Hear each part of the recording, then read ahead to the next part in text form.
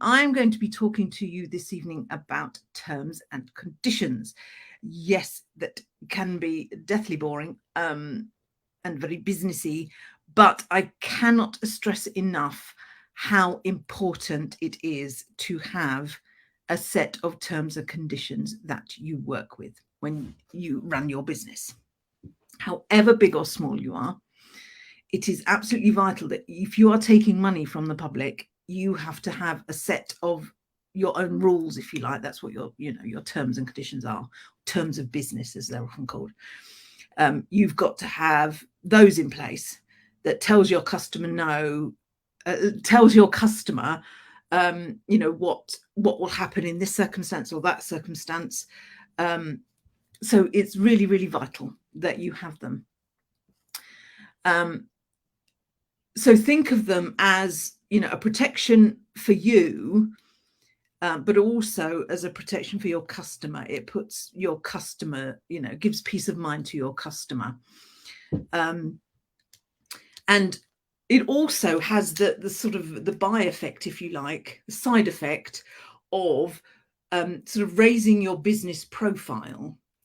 You show people your terms and conditions and they're like, oh, she's a real business then. She's thought about this. Because often I think home baking businesses are accused of, you're just someone in the kitchen throwing together some eggs and flour. If you present your terms and conditions in a business-like manner, then that gives a real big signal, doesn't it? I'm a business, I mean business, and this is how I work. So in that respect, it's really important to have them to elevate you slightly from, say, just someone in the kitchen who's banging together a few cakes. So this evening, I'll talk a little bit about, the importance of them, how to get them, and then I'll go through a few sort of things that you should have on them as well. Bearing in mind, of course, that I'm not legally trained. I say, of course, I'm not legally trained. This is just, my experience as a small business owner. And I should probably say this a couple of times, that you should always have your terms and conditions looked at by a lawyer or someone in the legal profession, so that you can be sure that they are robust, that they will hold together if the worst happens and you need to rely on them. Because that's, at the end of the day, that's what they're there for. They're there to protect you and they're there to protect your customer. So you want to make sure that they're there, to help you out should the need arise. 99.9% of the time, they're not needed in sort of problematic circumstances, but it's that very small percentage of the time when you do need them that you want them to be really, really good. So if you haven't got any, or if you've just sort of got some basic ones, make some time and get those sorted out, because it will be worth it in the end. So first of all, talk a little bit about where you can find them, how you can get hold of them. The first thing to say here is don't, I can't stress this enough. Don't go to someone else's website and think, oh, those look good, copy, paste, they're mine now. When someone creates terms and conditions for their own business, it becomes their copyright, their intellectual property. And if you copy and paste someone else's without their agreement, then you are breaching that intellectual property. And, if they find out that you've done it, you could get yourself into a little bit of hot water there. So please don't do that. There are ways that you can find them and write them up without having to do that. In the Home Baking Business Community UK, in the files, there's a very, very basic one. It's actually quite an old one of mine, actually, that hasn't got all the headings I'll talk about this evening, but it gives you a start. If you're watching in the society, in the Home Baking Professional Society, there is one about somewhere. I think it's in the resources section. If you can't find it, shout, because I'll show you where it is. If you've done my wedding cake business course, there's some in there, and I have a section on that for wedding cakes. So find a free template, and then you can, if you Google, terms and conditions or terms of business, There are certain websites, I think Rocket Lawyer is one of them off the top of my head, but if you Google it, you'll find them. And there are people that offer templates. Some are free, and some you have to pay for. Some you might have to sign up to their website, that kind of thing. But that's the kind of place you want to be looking for your basic template. But at the end of the day, what you're going to be doing is you're going to be looking through that and making it your own, adapting it to how you work, and how you want to be working with your customers, what you want them to do and what you say you're going to do for them. And it does matter to a certain extent as to what your products are. So mine as a wedding cake baker are going to be different from yours if you're a treat box person. Because I'll be doing things that you won't be doing and you'll be doing things that I won't be doing. So make sure it makes sense for your business. Okay. You can, when you adapt them, make sure that, and this is where a legal professional obviously comes in, that you can't sort of make up things that are actually against consumer law. Or something that's so out there that it wouldn't stand up in court at the end of the day. So I couldn't put in the small print, and in buying this cake you agree to clean my house for the next 3 months, because that would just be ridiculous. So you can't put, I mean, that's a bit extreme, but you know what I mean. You have to put things in that will stand up in a court of law. That's sort of the end of the day. That's the ultimate thing. So it's got to make some sort of sense. Okay. So yeah, if you can either get them from a legal website, or if you're wanting to expand and you're really wanting to do this big time, pay for a lawyer to do it properly, specifically for you, because at the end of the day, it will be worth it for you. Okay. I mean, you'll have peace of mind for one thing, that that you're sort of rock solid and what you're doing is spot on, if you like. So once you've found them, what you need to do, every so often, is review them, keep them updated. I make sure that I look at mine every few months, and I sort of perhaps tweak them. Certain things that I've written, I think, oh no, perhaps I want it to say this, that, or that. Perhaps in time scales of payments, or percentages of payments, those kinds of things. You can change, or something that might have happened to you with a customer, and you thought, right, I must put something in my terms and conditions about that to stop that happening again, to make customers aware of how I work. For example, quite a while back, I started hiring out cake stands. And after I'd sort of lent out a few, or it wasn't an issue, but it suddenly occurred to me that actually, the couple hiring the cake stand could actually keep it for years. There's nothing on my terms and conditions that said they must return it within a certain time. So I thought, oh, I better change that. And I can't remember what I've got on there now, but it must be returned within a certain time scale to then get their deposit back. So it's that kind of thing when things occur to you. So one thing you can be doing is it's almost sort of brainstorming things that might go wrong. I know it's a bit negative, but brainstorm things or situations that you think might happen with you and the customer. And then in your terms and conditions, you then put in things that say, okay, this is how we work. For example, there are lots of people comment in the group about, customers being late for collecting. A couple of people, in fact, recently have said, oh, I've been waiting here for ages. What do I do? Do I go out? Do I stay in? What do I do?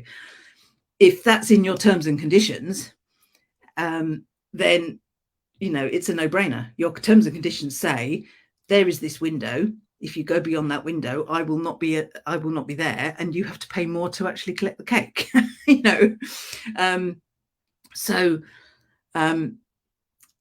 So make sure they're current for how you work. Okay, and anything that you perhaps don't do anymore, you can take out. So for example, if I decided to stop hiring out my cake stands, I'd take that bit out because it wouldn't be, it would be pointless having it in there. Okay. The next thing to remember is it's really important to make your T&Cs visible. Make sure your customers know about them and make sure they have seen them before they give you any money. Because then in giving you the money, they have then agreed to your terms and conditions. They don't necessarily have to sign anything. It is better if they do legally. But if you can prove that you have sent them the terms and conditions and then they paid you, then they have agreed to those terms and conditions. So what I do with my wedding cakes, when I send out a quote, I always send my terms and conditions. So I just say, and please find attached my terms and conditions for your reference. And that's it. And then once they've paid me, then they're in that contract and they've agreed to those terms. And it's as simple as that. Okay, I say simple, but you know what I mean. It's as straightforward as that, if you like. And I do, as I said, I do change my terms and conditions regularly. But you have to make sure that, say, for example, if I had a customer who booked in January, and I had my January terms and conditions, and they might have booked a wedding for December, let's say, because weddings, they book way in advance. So let's say that I changed my terms and conditions in March. That customer in January is still agreed to the ones that I sent them then. So anything that you changed after that doesn't apply to that customer, if that makes sense. But because I've emailed them all out, I've got a record of which terms and conditions I sent with which customer, because it's all there in my inbox, in my bookings folder. And it shows which T&Cs I sent out to which customer, which is quite a useful way of, logging which ones they had. Not that I changed them, my T's and C's, drastically, but it's just worth remembering that actually you can only hold them to ones that you actually showed them when they booked. Okay. If you don't draw their attention to terms and conditions, then it becomes really, really difficult for you if anything goes wrong, because they haven't agreed to anything legally. Yes, they've given you money, so they've agreed to a cake, but all the details they've not agreed to. So that's where the terms and conditions are vital, because they've agreed to collect in this time, they've agreed to pay you here, they've agreed to do this, you've agreed to do that, you've agreed to do that, so share your terms and conditions. And say it just has to be I attach my T&Cs for your reference. If they don't read them, that's up to them. You can't sort of make them read them, but you've attached them and then they've paid you money. So they've agreed to them by default, if you like. What do you mean? So, and I think if I'm working with a business, particularly a smaller business, and they attach T&Cs or say, here are my T&Cs, it actually makes me think, oh, I'm actually dealing with someone who knows what they're talking about here. I'm actually dealing with an organized business, and it makes me feel more comfortable. And more often than not, I don't actually read them. I mean, not everybody does, do they? But if there was something specific I was after, for example, is a great example. Not a great example, but an example.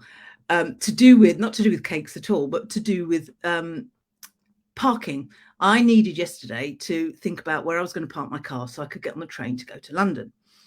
And the car park by the train station that I was going to use had a you can pay in advance thing on its website. I thought, oh, that'd be useful. I can pay for it now, and then I can just drive in tomorrow, park my car, go on the train. I thought, brilliant, that's great. So I went on there and I thought, oh, hang on a minute. Do they guarantee me a space? So what happens if I go and it's all full up? What happens then? So I looked on their terms and conditions, and lo and behold, it says, we cannot guarantee that you will get a space.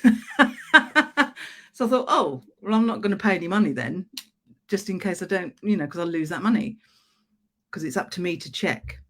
So in the end, I just sort of went along this morning and hoped for the best. And of course, there were hundreds of spaces, but I wasn't to know that. I didn't know it wasn't going to be a really busy car park. So because I checked the terms and conditions, I potentially saved myself a bit of dole. Why didn't I look at this beforehand? Do you see where I'm coming at here? Good.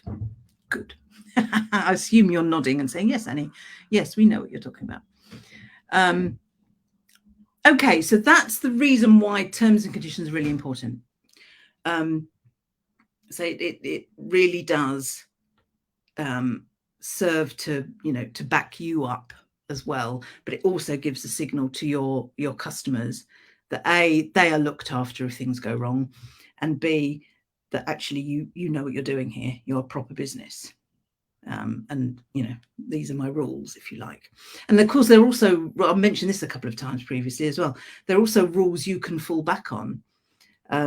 We've also often talked about, how tricky it is sometimes when you have to, deal with customers, and it can be a little bit awkward, and and I often say, you do it with your head, not your heart, and you do it with these are my terms and conditions, this is how I work. And then you can do it sort of from a business owner's point of view, and almost take the emotion out of it, because you've got your terms and conditions that say, the cake must be paid for 3 weeks in advance, for example. So they're useful in that respect as well. Okay. So what kind of things should they include? Now, floaty thing. As I mentioned before, I'm not a lawyer. This is just me advising you from a business owner to business owner, the kinds of headings that you should think about having. But I'll say it again, you need to, get legal advice and guidance ultimately on these. Okay. But these are the kinds of things that you should be including in your terms and conditions. So things about payment. How do you expect to be paid? Initial payment. I was taught a while back that the word deposit isn't as good as the word initial payment. It's all to do with whether it's refundable or not. So I always use initial payment. Some people use booking fee. Anything like that. How much percentage or a flat fee? When should it be paid? And when should your balance be paid? Ideally, and I know that a lot of bakers do this, the balance should be paid a week before, 2 weeks before the cake is due, which sort of covers you really, doesn't it? And also, if your customer is seeing that, then there's no argument. They can't say, oh, I want to pay you on the day. You said, well, actually, my terms and conditions say 3 weeks before. So, there's no argument that that's the rules. That's your rules. So think about all those with your terms and conditions. The next heading I've got here is cancellation. What happens if they want to cancel? What are your rules then? Is there certain time scales for how much they get refunded, or if they do get refunded? I'm assured by various lawyers that I've spoken to that once they've paid you an initial payment, they have actually entered into a contract with you. And so actually you are not obliged to refund.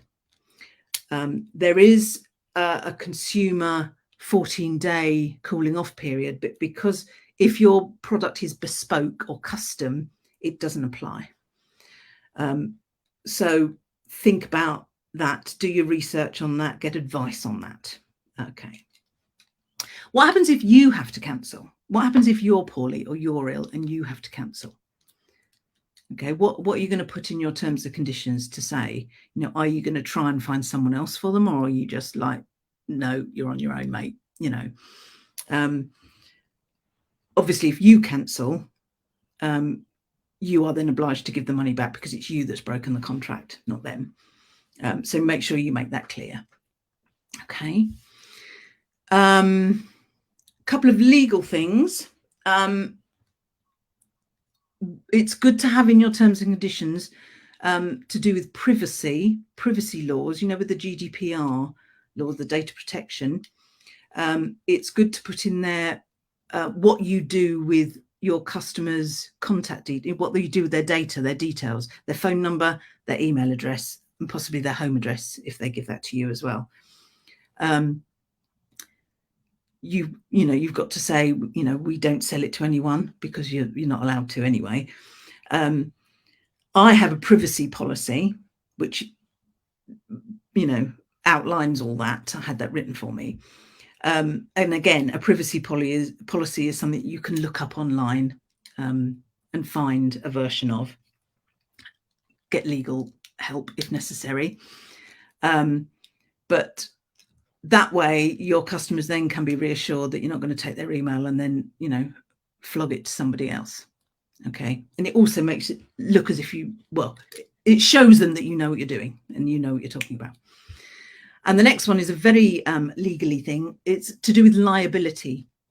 I won't go into it in great depth because it is a little bit complicated, but find research on this one and find out the information you need to on this one.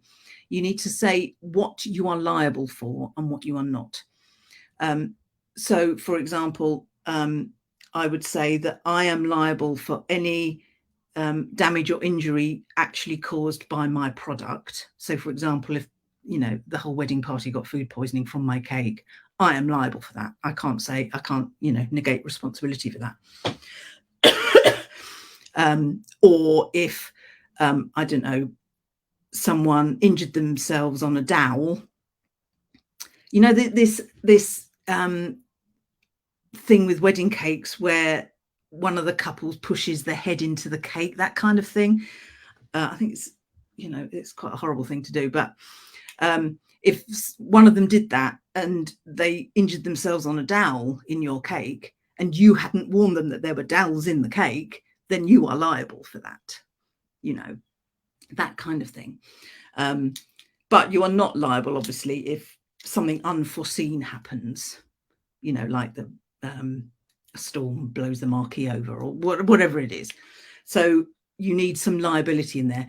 Look it up. There are various sites on, legal sites online that will give you wording for that. Okay. But you need that in there as well. That's sort of the difficult legally bit, but just do a bit of research and you'll find something on that. Oh, excuse me. Right. The next heading you need to think about is, what if the customer wants to change their order? What are your rules for that? What do you expect for that? Do you allow them to change it for free? Do you have a time scale up to 3 weeks before or whatever? Do you charge? Do you,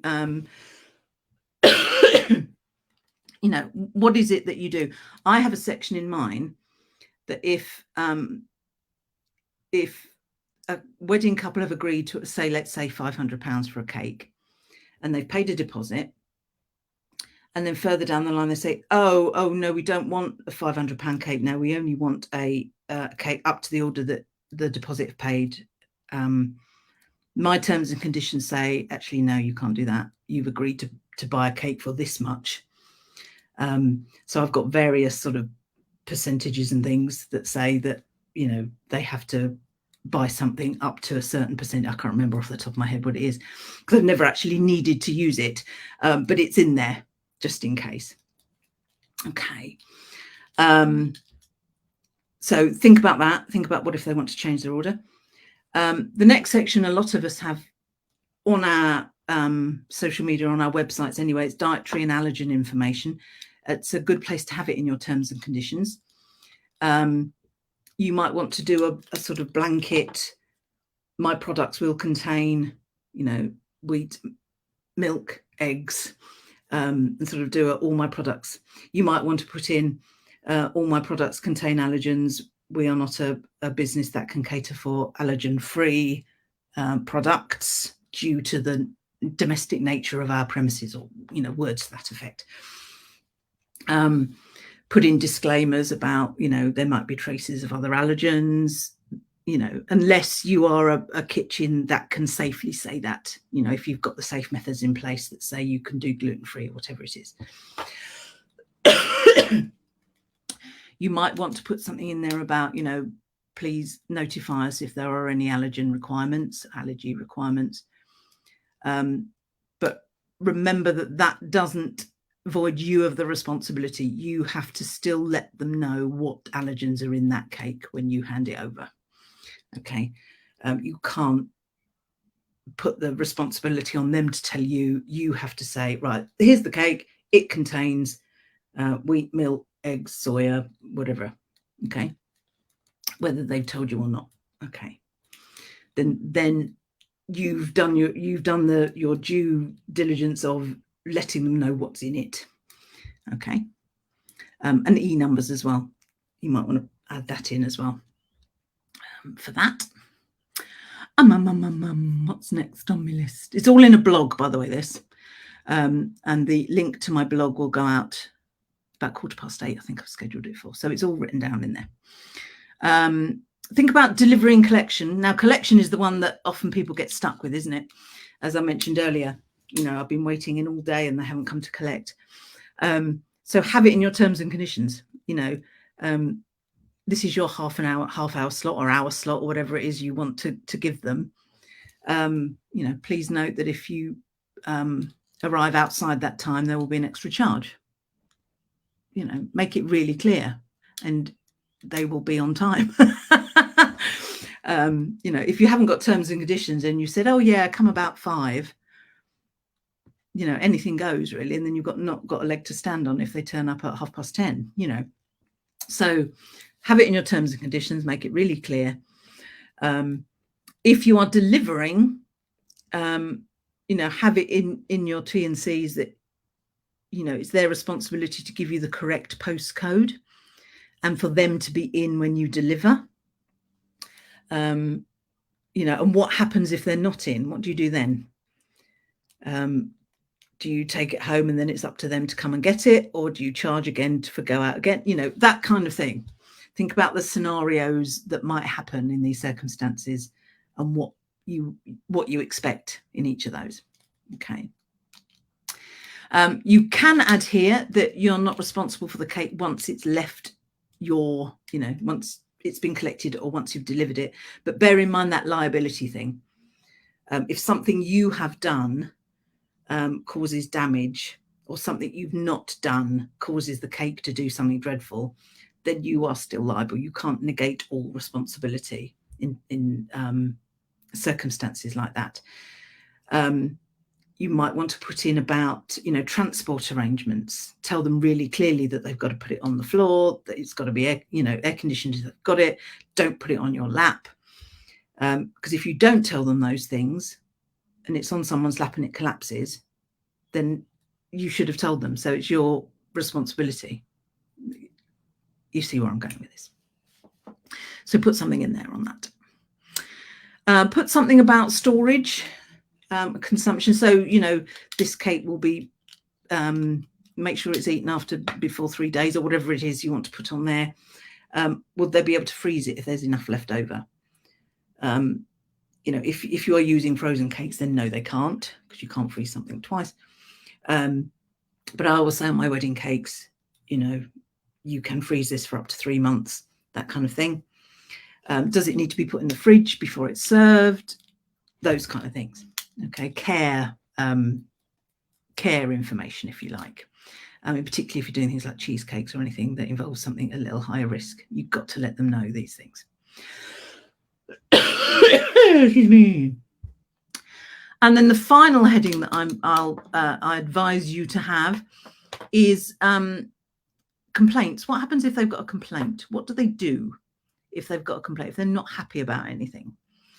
And I think this is the section that you need to be really clear on, because when I'm reading someone's terms and conditions and I see complaints, we take our complaints seriously and we want you to be happy and all those kind of things. That really makes a difference to me, engaging with a business, because I think, if something does go wrong, they're going to want to sort it out. Okay, so don't shy away from that. It doesn't encourage people necessarily to complain. What I wouldn't do perhaps is go on about refunds and things. Word it carefully so that you're not committing yourself to a refund. Talk about returning the cake within so many days or whatever. Talk about you will investigate the complaint, all those kind of things. All right, but say don't commit yourself to giving money back, because there are people out there that would just jump on that whether the cake was great or not, as I'm sure you can imagine. Oh, hello, Facebook user. Hello. So that is the sort of basic list. In my T&Cs, I've got more sections which are sort of more specific to wedding cakes. And I'm sure that, people that do, postal things have sections on that. I mean, you can put about postal things in your deliveries. Remembering that if you are using a postal service, you are still responsible for it until it is delivered to the address. So your complaints, if you do postal deliveries, your complaints should have a section on what happens if we don't receive our order. What do they do? And what do you do? I would, investigate with the courier company, and so on and so forth. So people are going to be more comfortable with giving you money and signing up with you if they know that if something goes wrong, you're going to sort it, and you're going to get it cleared up, if you like. Okay. So there we are. So those are sort of the main headings that I would recommend you have. And I'll say it again, it's really important that you get these checked by someone that knows what they're doing. Have them in place, obviously, for your customers so that they can see how you work. But ultimately, if you can get them looked at by someone legal, then they will stand up. They will be much more robust. And customers will be far less likely to argue with them, if you like. I mean, I don't want to be a harbinger of doom. It's not very often, you're quite unlucky if you get a customer that actually demands you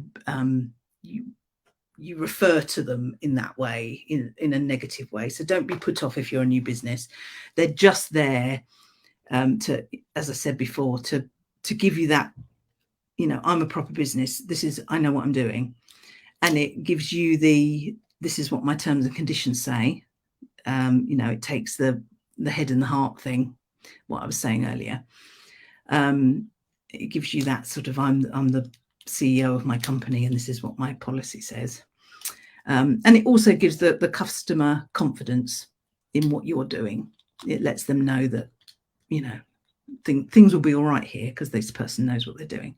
And that's always good, isn't it, to give them confidence that their money is safe and they will get the goods that they have paid for. So there we go. So all of that is in my jolly old blog. And what's the time now? 8:05, yes. The link to that will go up in the group. I'll also be putting this in the guide section in the home baking business community, and it'll also go onto YouTube as well. I'll pop it on my YouTube channel, and I will pop the link to that up as well. It's also on my social media. I put these on my social media as well. So if you follow me on Annie Bennett Business, Instagram and Facebook, you will see all these things. So there we go. That's terms and conditions. And as I say again, it's a very sort of dry, almost boring subject, but it's probably one of the most important things. And I can't stress enough that you should have terms and conditions. However big or small you are, in fact, however small you are, the bigger you are, that's absolutely vital. But however small you are, if you are taking money from customers, from the general public, then you must have, how you work, your terms of business. So get them sorted out if you haven't already.